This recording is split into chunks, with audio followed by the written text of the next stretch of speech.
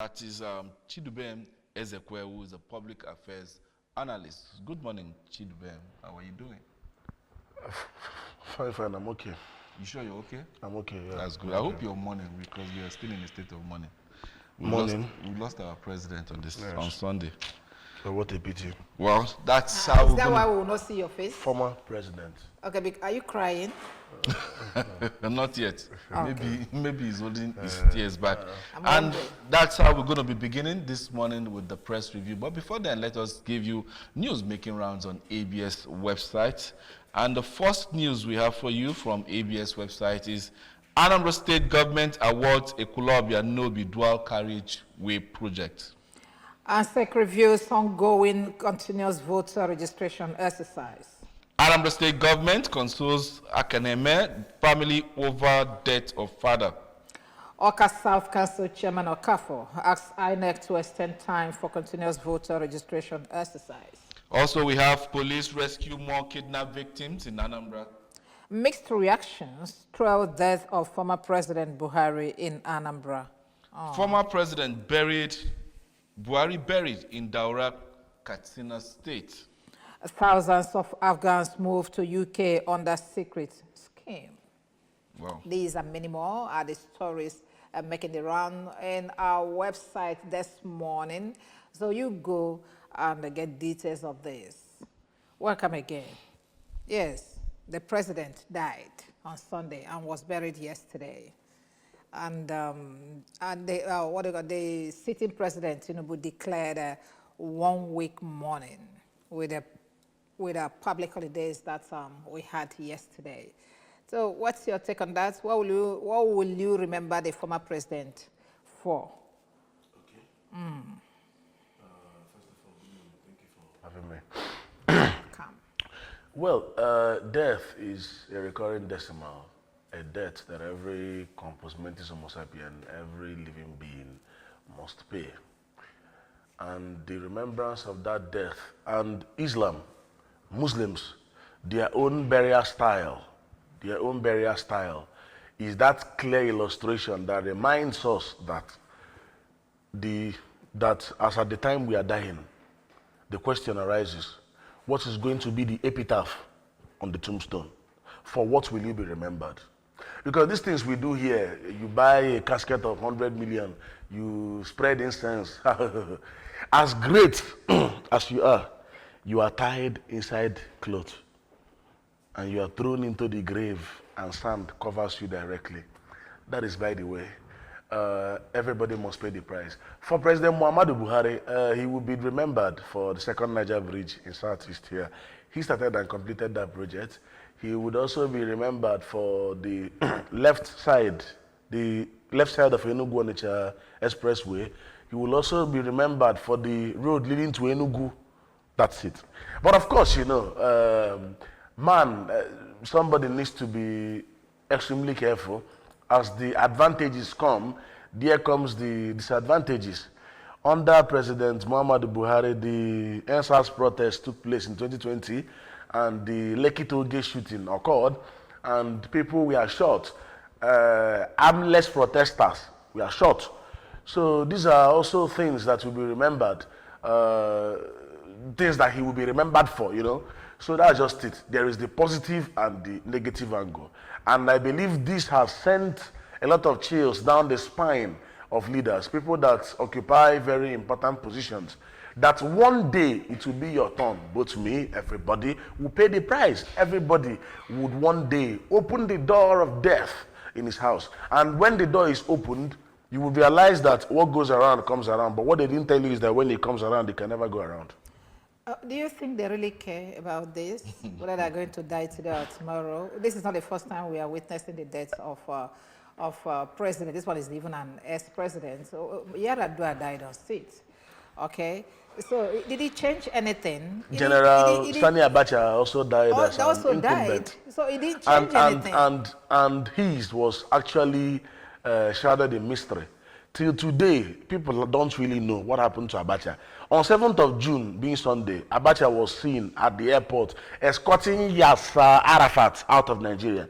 And he shook hands with Arafat. He was okay. And on the morning of June 8th, the following day, Monday, Abacha was gone.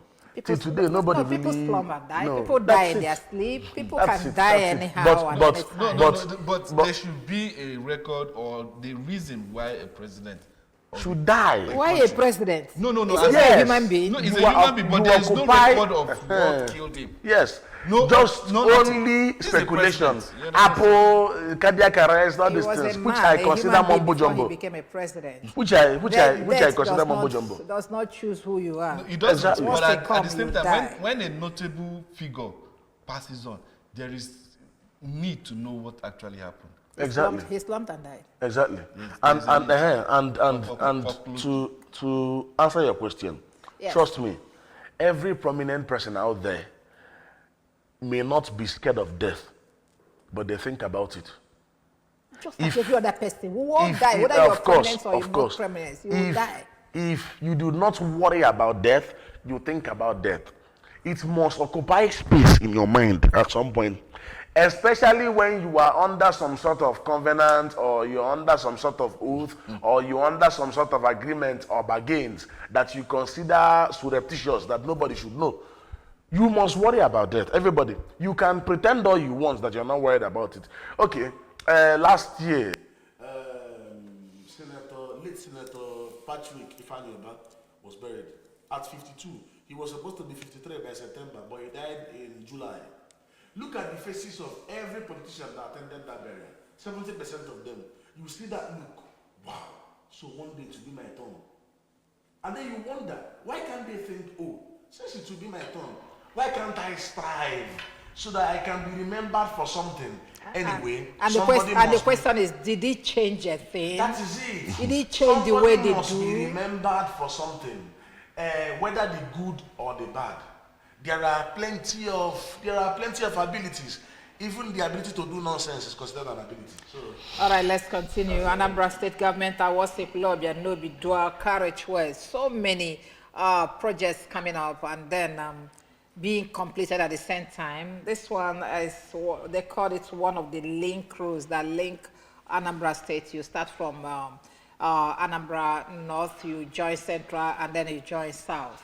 Okay, so what's your take on that? you know, Governor Charles Chukwuma Soludo has continued to do wonders. He has continued to work, even in election year, when election is just around the corner. He's just working and giving what we youths we call vibes. The vibes of an innocent person. Now now it is assured, you understand? And that's exactly what he's doing. And you know, sometimes I ask people in Anambra State, his opponents, what will you campaign with? What will you be saying? What will you be telling people? Projects are everywhere in almost all the local government areas. And in election year, you are still doing more. So I would say more power to his elbow. He's really doing a very wonderful job. Okay, quickly, let's begin with the papers we have for review this morning, starting with the Daily Independent. And then we have Cashew Expansion Drive. Investors eye 7.2 trillion naira inflow into economy. And that's the banner headline of the Daily Independent, with riders saying set to reposition Nigeria as world largest producer. Target production capacity of 2 million metric tons by 2030. And at the mast of the Daily Independent, Buhari, end of an era of man with many perspectives. While US, UAE slammed visa restrictions on Nigerians by federal government. Tinubu bows before Buhari's remains as he's laid to rest. 17 years after spending 60 billion digital switch clover project, still in still in limbo. Then we have Akwa Ibom seals $3.5 billion gas deal with NNPC GACN.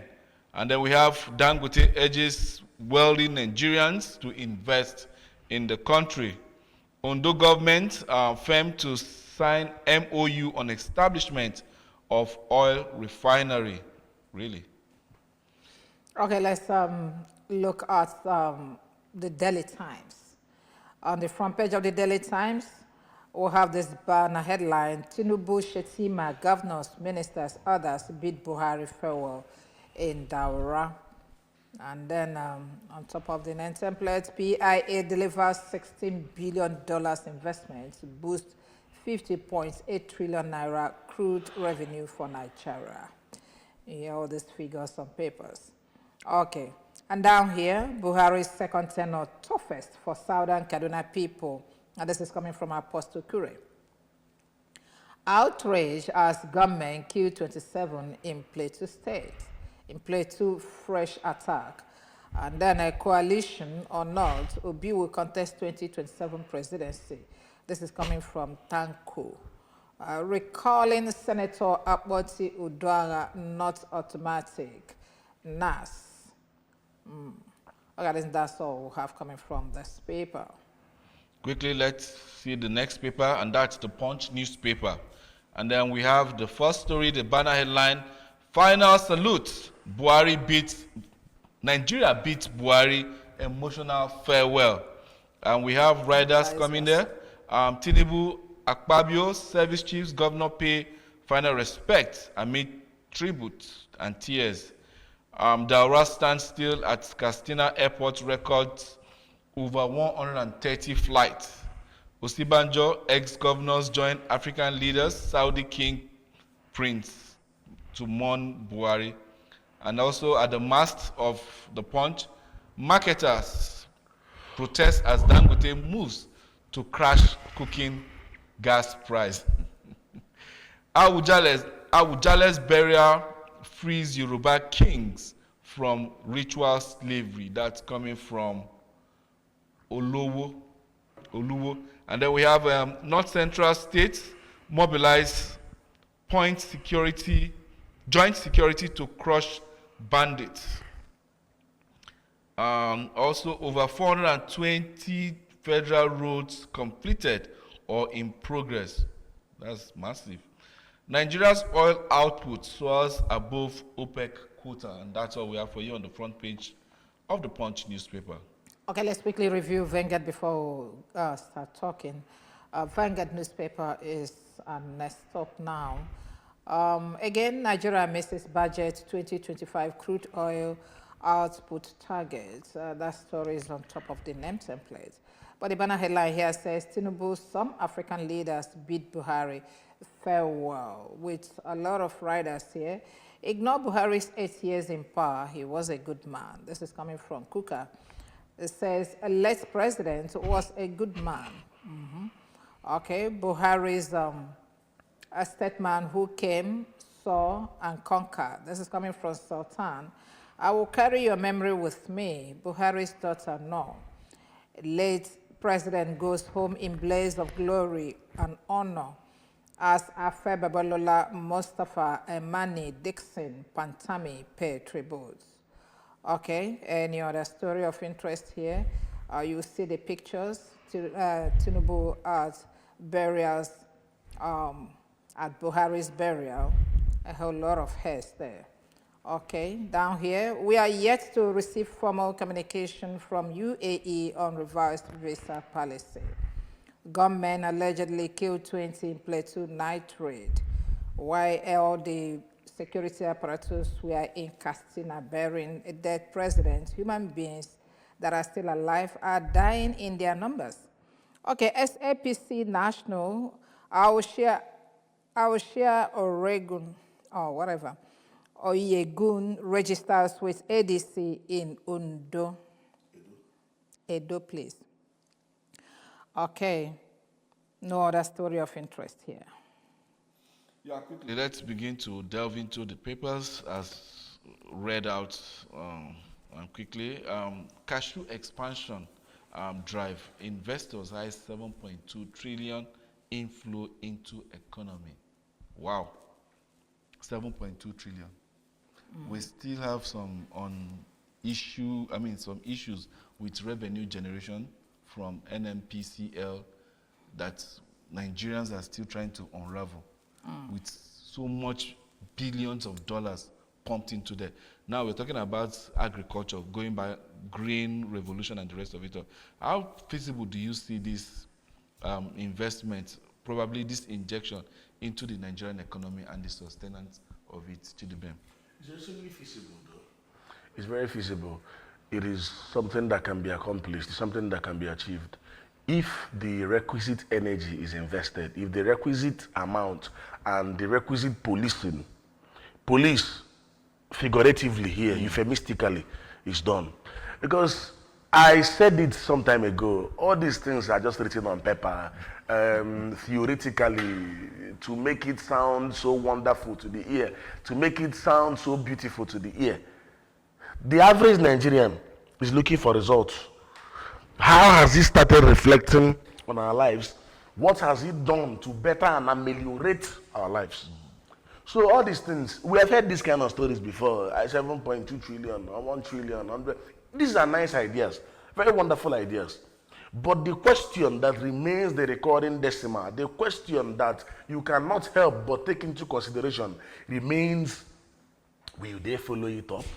Will it be followed up? Before you even talk about the expansion drive into bringing in revenue generation, you first of all see how much is a bottle of cashew. Okay. A bottle of cashew is close to 10,000 naira. And now you're talking about wanting to make it more like a viable economic indices that will be bringing in money. Whereas in Nigeria, it's already so scarce that the average man can't Very expensive. Very expensive. Can't. So somehow I'm beginning to wonder, is this going to be another white elephant project where money will be thrown in, targeting to make this 7.2 trillion, and at the end of it all, we don't see anything at the end? You know, that's exactly my worry. And that is the worry of so many concerned Nigerians out there.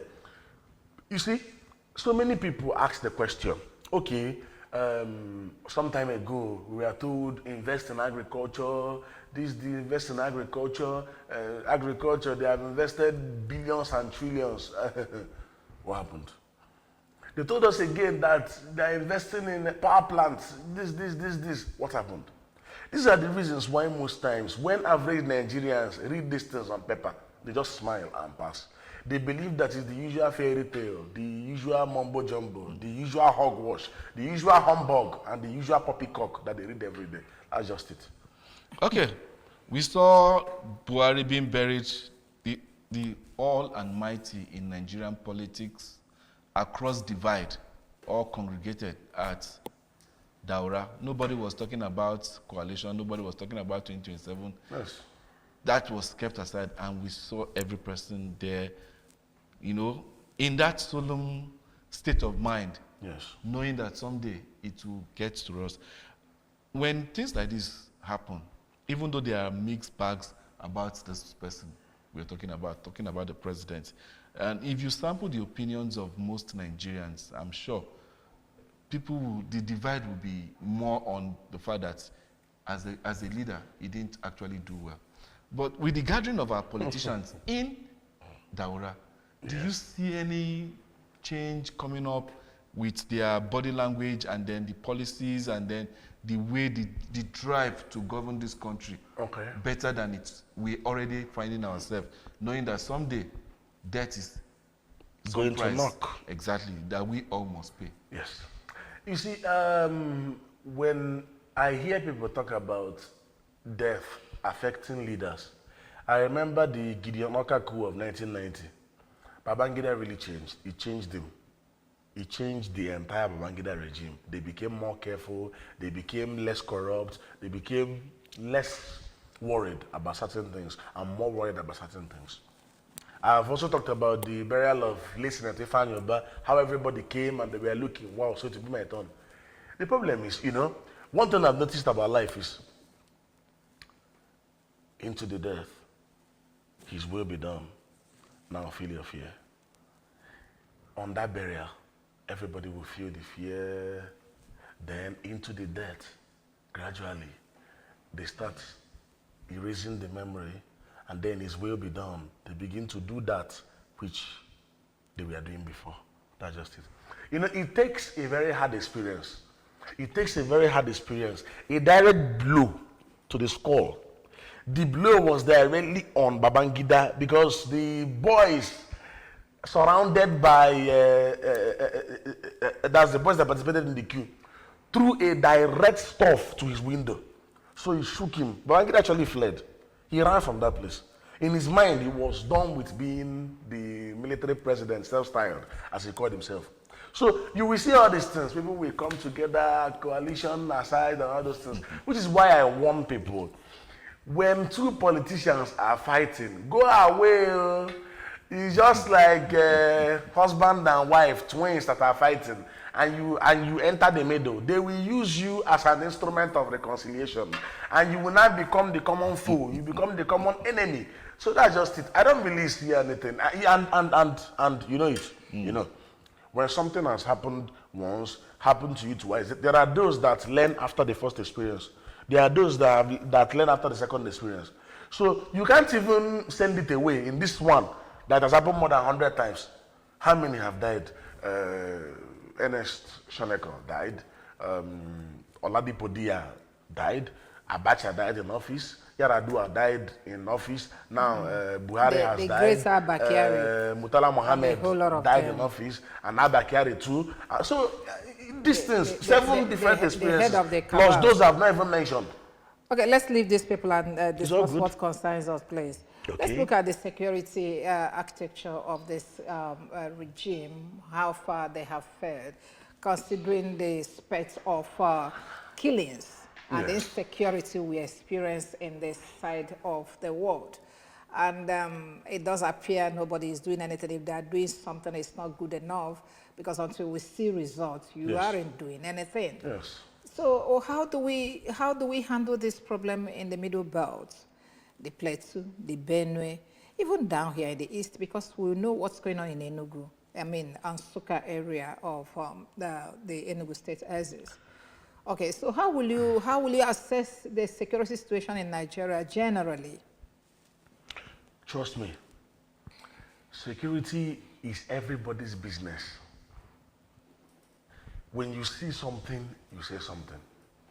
That is why it makes me laugh to a very favorable and significant extent when I see outsiders coming to secure another place. It's not done. That is the first factor.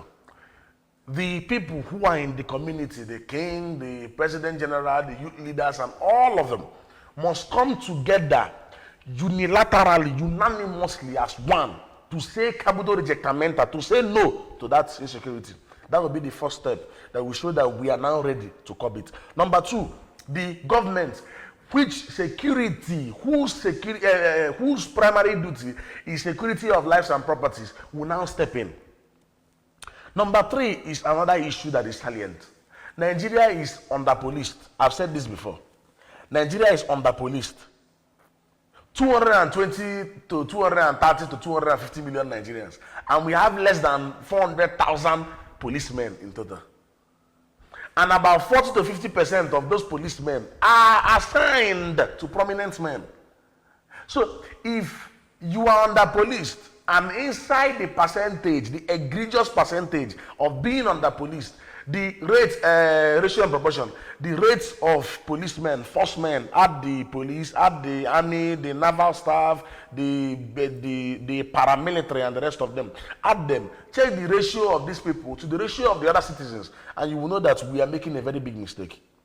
Another thing is this: sensitize people. People need to go into the force. People avoid the Nigerian police force, because an average man out there believes, oh, police, all these things they do on the road and all those things. And these are questions that people ask. It is a very pitiable thing. And another factor that brings about this insecurity is the issue of tribalism and religion. You see, tribalism and religion, these two things, if we can kill these two things in Nigeria, the way we are going to progress, after 65 years of independence, during election, you see people apotheosizing. Okay, the person is from the north, is from the south. You don't care. What has this person got to offer? What has this person got to offer? Okay, let's assume that there is apotheosis and deification of tribalism and religion. What happens to proper calculation, proper due diligence? You still bring a monkey. You still bring somebody who has like a bicycle attitude, who has a very wretched and prebendalistic record, and you bring the person and you say, oh, this person can do this and this person can do this. You see, tribalism and religion. You see them saying, okay, these people here, that they are killing these people here because this person killed one person. You begin to kill everybody.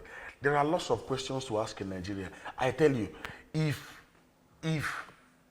500,000 people begin to pray for Nigeria, they cannot deliver Nigeria from what is happening here. They cannot.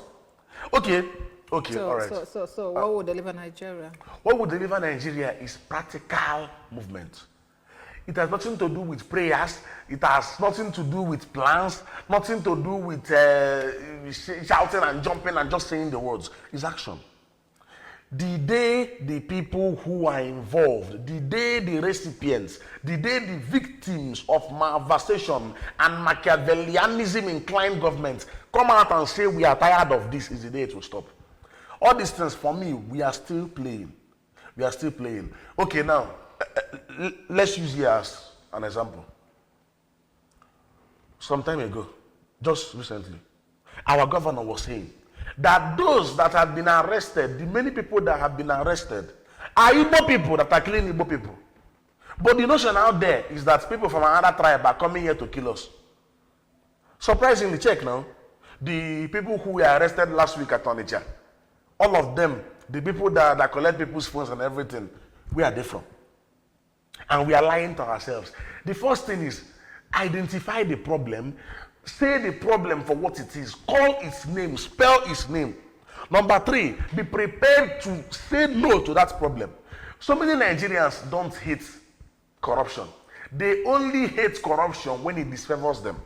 They don't want a good leader. They only want a bad leader that is going to be giving them national cake. Finish. And until we stop that, okay, now imagine, look at those in the so-called coalition. I call that in collision and collusion. You were in power from 1999 to 2023. That is 24 years. We'll ask you a question on security. Okay, you are right. answering politics. Let's Okay. look at the It's rest all of the good. papers. We're It's all still going good. to come back to that. Yes, Angelo. The next paper for review this morning is the Guardian newspaper. And then we have leaders, friends, politicians unite in stately farewell for Buhari. That you can find on page 6. King Saudi Arabia, Moroccan king mourn Buhari, praise service to Nigeria. Dangote faults capital flight, insist on investing in Nigeria. And also we have lawyers bicker as IBAS inaugurate boards commission. That's in Rivers State. We have Senate declines Natasha's recall, insists no binding order. TikTok restricts 211 million offensive videos, removes 3.6 million from Nigeria. Nigeria meets OPEC quota, first time in 5 months, falls short of 2020 benchmark. And then we still have the fresh Plateau onslaught claims 20 lives, injure several. Next for review. Okay, it's the Daily Trust, and it does appear we don't have much coming from the Daily Trust apart from the pictures of the burial of President Buhari. Okay, how Buhari was honored and buried. That's all we have coming from here and down here. PC, education, and the digital future, whatever that one means. Okay, that's all. Nigerian Tribune is up next for review, and we have the Patriots. All-inclusive comfort begins in Abuja, with riders, delegates set to discuss future of constitutional democracy, plan to draft people's constitution. Dangote to wealthy Nigerians, invest in Nigeria. And then we have visa controversy, respect immigration regulations of host countries, federal government tells Nigerians. Gunmen kill 27, destroy farms, burn several houses in Plateau community. Sea of Heads as Buhari state funeral in Daura features full military honors. Tinubu, Shetima, Atiku, African leaders, governors, military leaders, ministers, family, others pay last respect. And on the next is the blueprint. Okay, and that's incidentally the last paper we'll have this morning, the blueprint. The Mana headline says Nigeria stands still as Buhari led to rest in Daura. With some riders there, Tinubu, Shetima, Guinea-Bissau, Nigerian leaders, others bid farewell.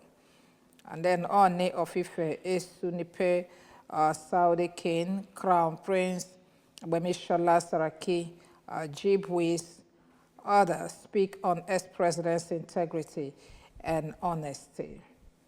And by this side, we'll have again gunmen attack Plateau community, killed 27 scores injured. Task force impounds 280 motorcycles, keke napep in FCT.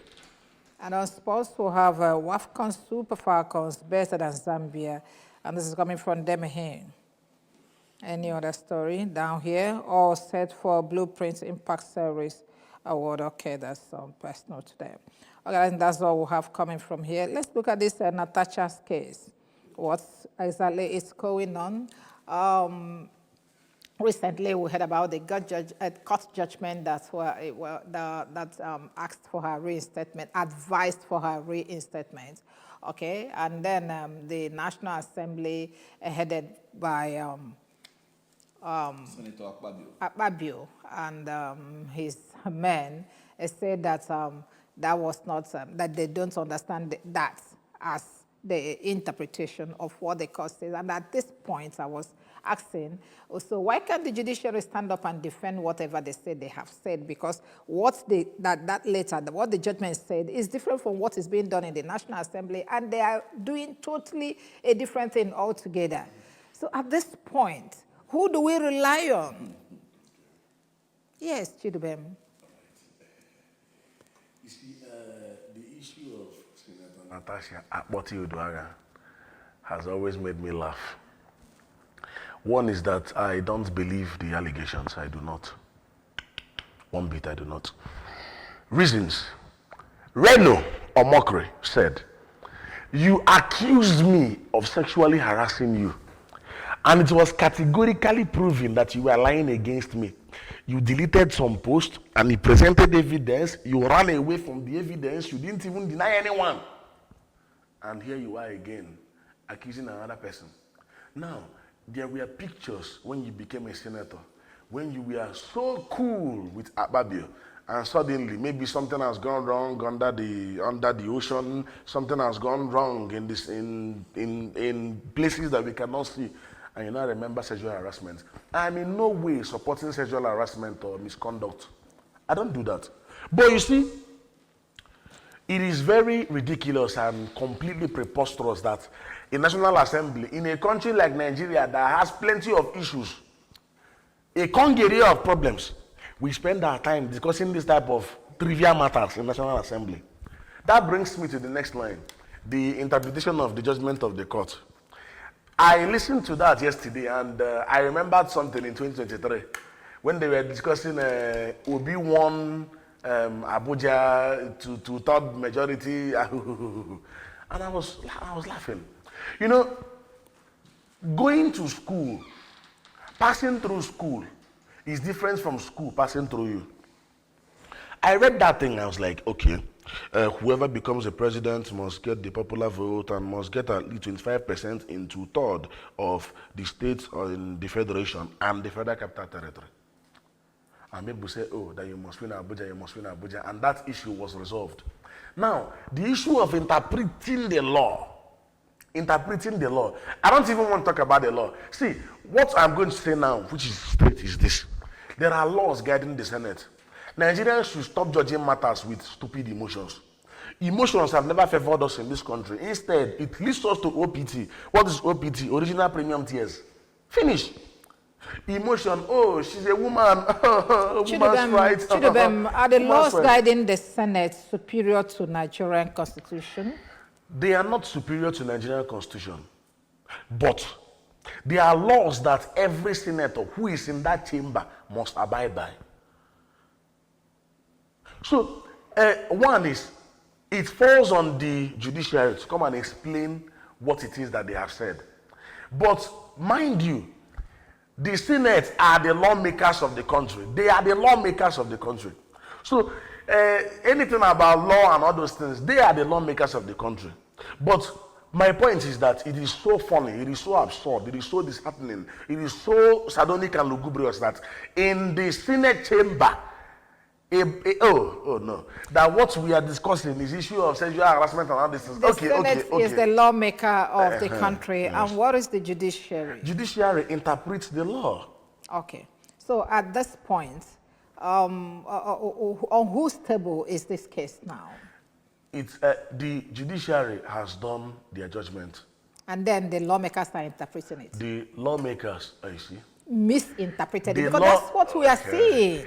Which is why I said it falls on the judiciary to come and explain. Why would the judiciary come to explain when they've already given a verdict? Okay, good and fine. So is it not for the lawmakers? You asked them, they said that this is not the way we understand it. And is it the way you understand it, or the way the court said it, that this is what the court said? You say you don't understand it that way. You interpreted it in your own way, when it is not your duty to interpret the law. For me, I think those people are acting according to a script.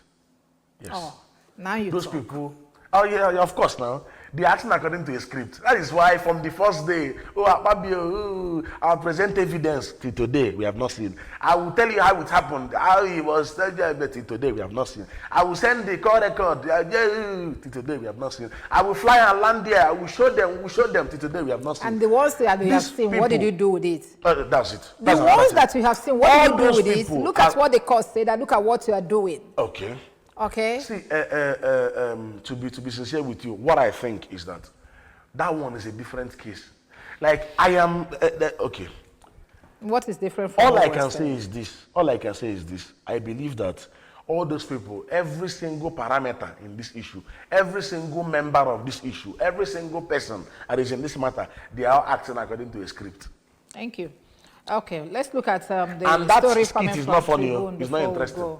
The Patriots All-Inclusive Conference begins in Abuja. I think it's going to be our last story today. So now, of course, you know there's this review, what do you call it, of the Constitution that is going on in the 6 geopolitical zone, moving from one place to another, taking inputs from different zones. And one of the major things that Nigeria, we have seen that Nigeria want to be reviewed is the electoral laws, okay? So what is your own input? If you are asked to bring input on what should be reviewed, what would be your input? 2023 election came and passed, and people began to say that, INEC scammed us. And I asked those who I listened to, how did INEC scam you? And one person told me that INEC promised to upload the results digitally, and they uploaded manually. And I laughed. And I told the individual that, are you aware that according to the electoral law, even from the court judgment, that it is categorically stated that it is the exclusive preserve and singular prerogative of INEC to determine how they will transmit results.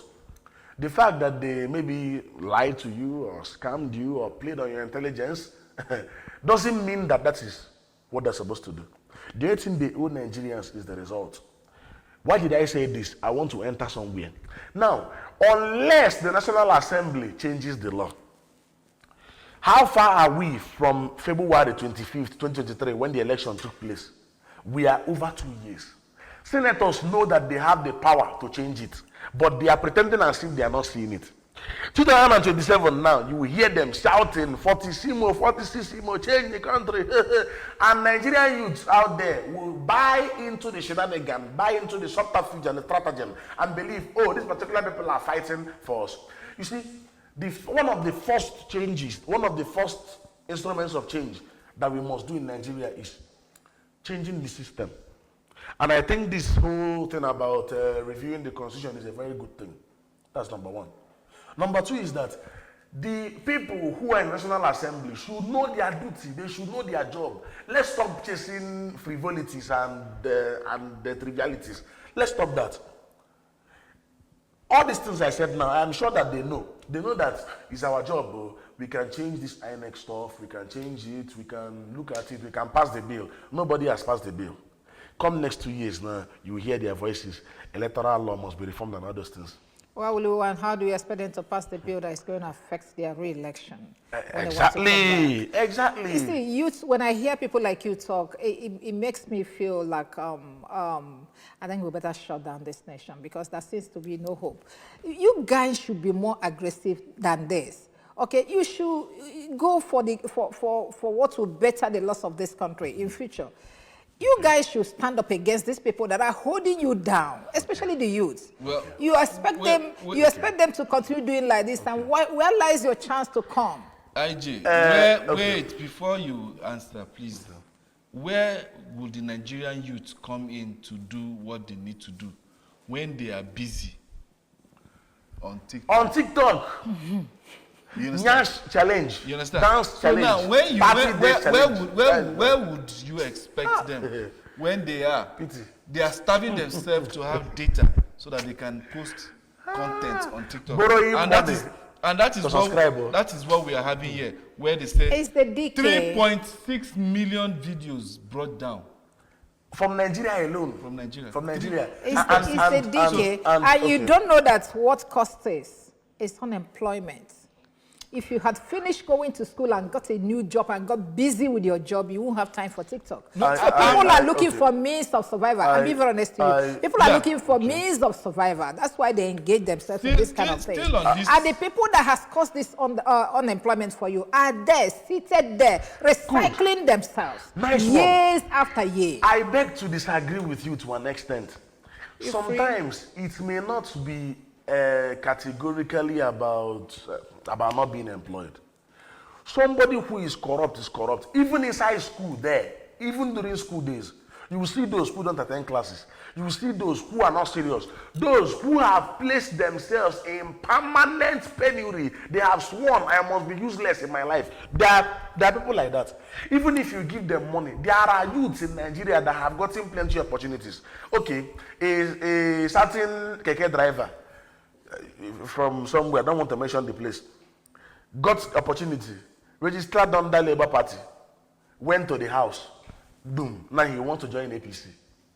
You see that? It's about sensitization. The bottom is faulty, the top is faulty, and you cannot go from top alone. Before you get to the bottom is finished. You can't come from the bottom alone. Before you get to the top has finished the entire thing.